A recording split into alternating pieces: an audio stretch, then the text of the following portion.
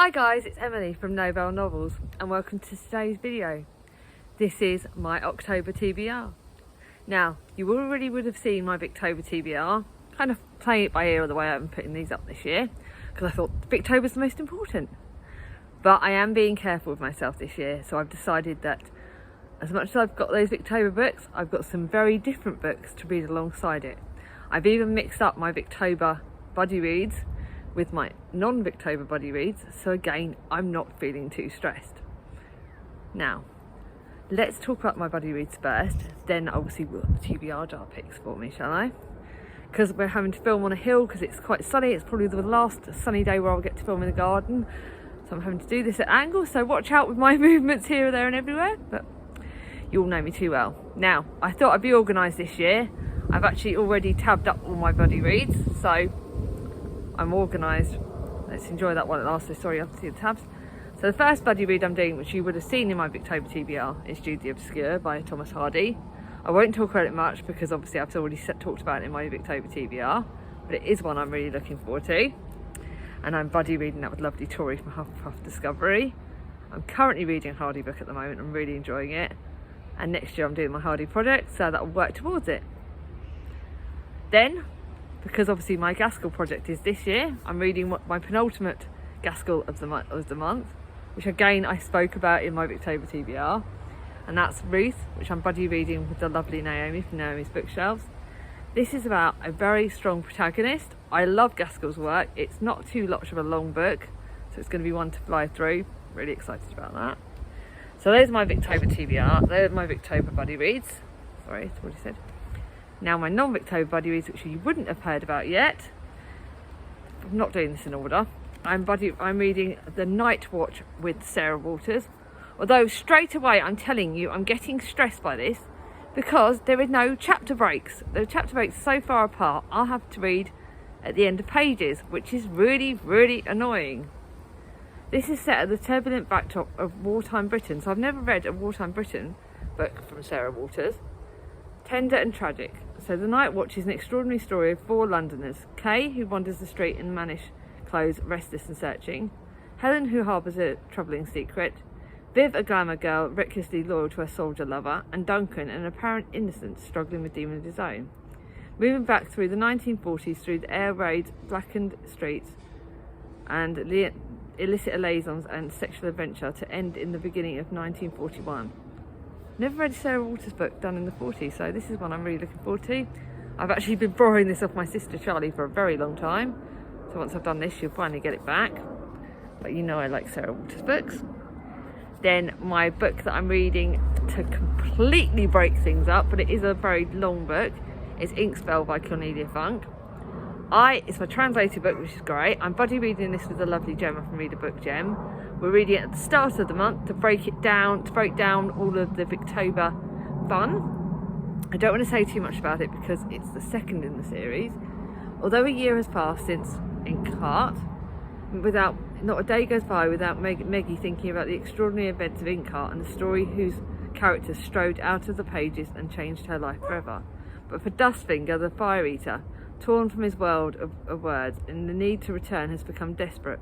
When he finds a crooked storyteller with the magical ability to read him back, he sets in motion a dangerous reversal that sees the characters of Inkheart transported to a charmed ink world.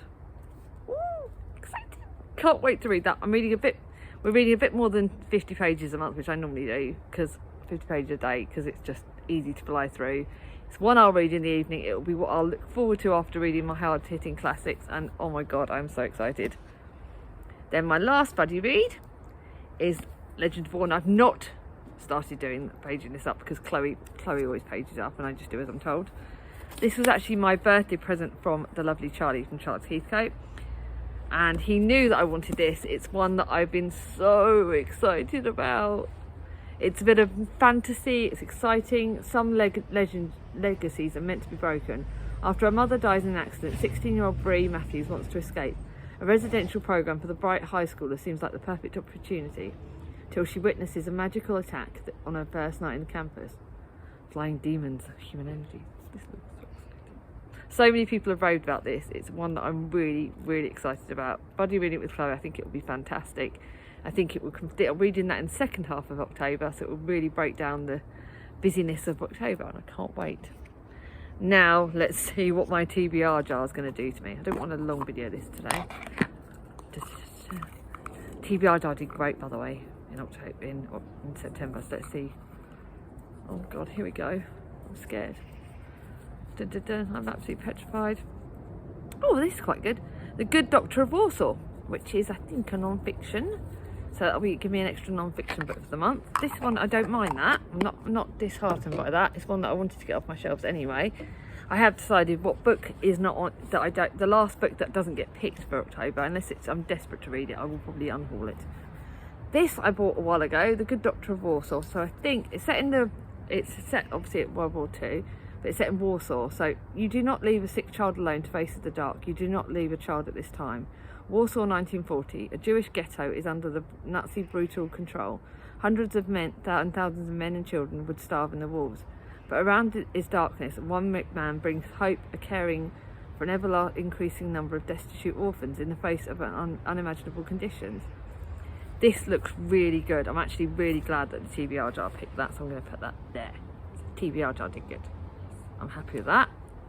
Now for my other books. I'll start off with my series books, then I'll tell you the other books. Like I said, I haven't got many contemporaries on this because if you mix Victober and October TBRs up, I've got like a total of 18 books. So I like to keep the rest of the month free for me to mood read, free for me to pick up whatever I want.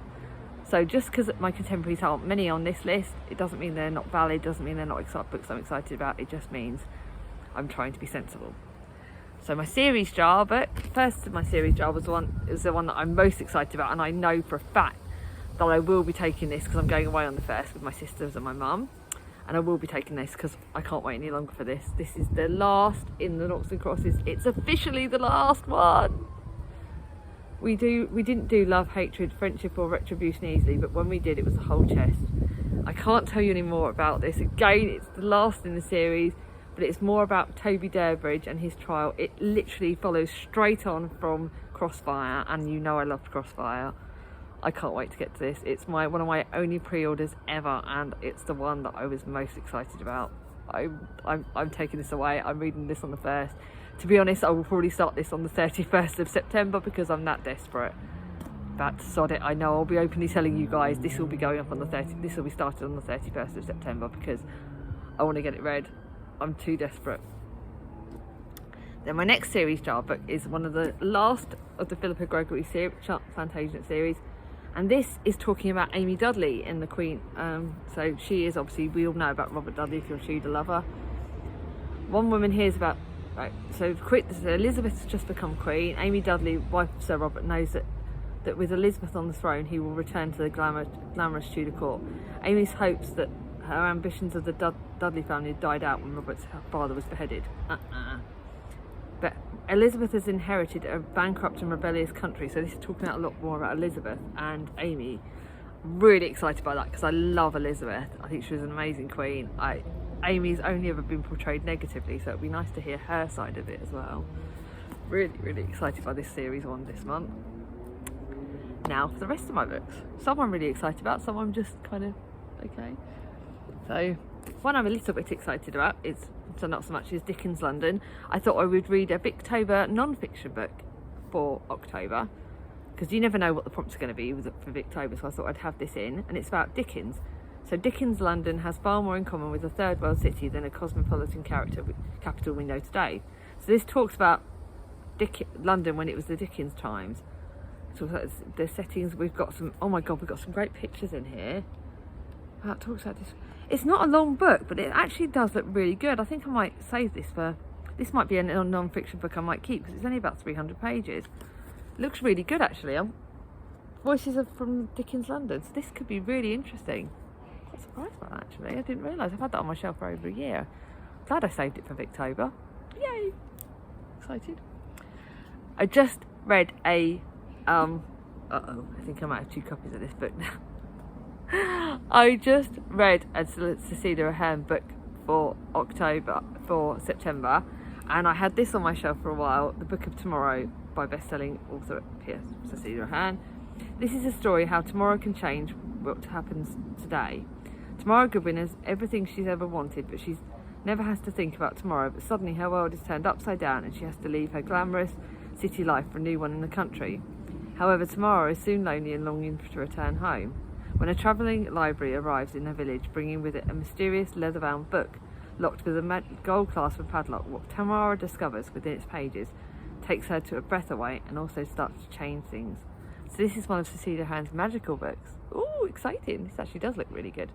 Just gutted because I think I've got 2 copies of it. Oopsie. So that'll be read probably at the start. That'll be an evening book, I think. Then I picked a short thriller/horror, but it's a classic thriller/horror. And it's We've Always Lived in the Castle by Shirley Jackson. So this is a bit scary. I've heard The Haunting of Hill House is petrifying. I've heard this is quite scary. It's a short scary book because, again, I didn't want to kill myself off for Victober. I don't know when it was written, so I don't think it counts for Victober because it's a modern classic. Living with the Blackwood family home with only her sister Constance and her uncle Julian for company, Merricat always wants to preserve the delicate way of life. Ever since Constance was acquitted of murdering the rest of the family, the world isn't leaving the Blackwoods alone. Don't want to read too much because I don't like the thrillers and that. This looks good. I'm really excited about that. And then lastly, but not least, a book. Again, this is one that will probably be reading in the first half because it's one I'm super excited about. It was my gift from my lovely sister Charlie for my Christmas in July, kind of a bit earlier. Yours Cheerfully by AJ Pearce. This is the sequel to Dear Mrs. Bird, which I thoroughly loved the other year. I've been waiting for this for so long. I loved Dear Mrs. Bird. It was a great wartime book. Cheerfully Yours looks absolutely stunning. Look at the end pages. Aren't they gorgeous? This will be one that will be kept forever. Again, it's a series book, but it's the second in the series. It's about Emmeline Lake, who was in Dear Mrs. Bird. I can't tell you too much. This is where her relationship with her boyfriend Charles, who's now stationed back in the UK, is blossoming. Emmy's best friend Bunty is still reeling from the worst of the Blitz. This is set in the Blitz. This is friggin' amazing. It's a book that I'm super excited about. I love this copy of it. Cannot wait to read it. It's one that probably won't wait very long to be read, but it's brilliant. I am so excited by these books. I'm so excited by my Victober book. I think I've got it right this year. I'm crossing fingers and toes that I've got all the books that I want. I've got Victober books, I've got chick lits, I've got fantasy, I've got non-fiction, I've got scary books, I've got a bit of everything. And I think the TBR jar's been nice. But guys, I will link below my Victober TBR because I'll have to actually add the link once it's gone up. I will also link my Wuthering Heights read along because obviously I'm reading my Wuthering Heights in October as well. So yeah, I'm setting myself some big goals. I've also got obviously my series book for the Barchester Chronicles, which is the last chronicle of Barchester or something.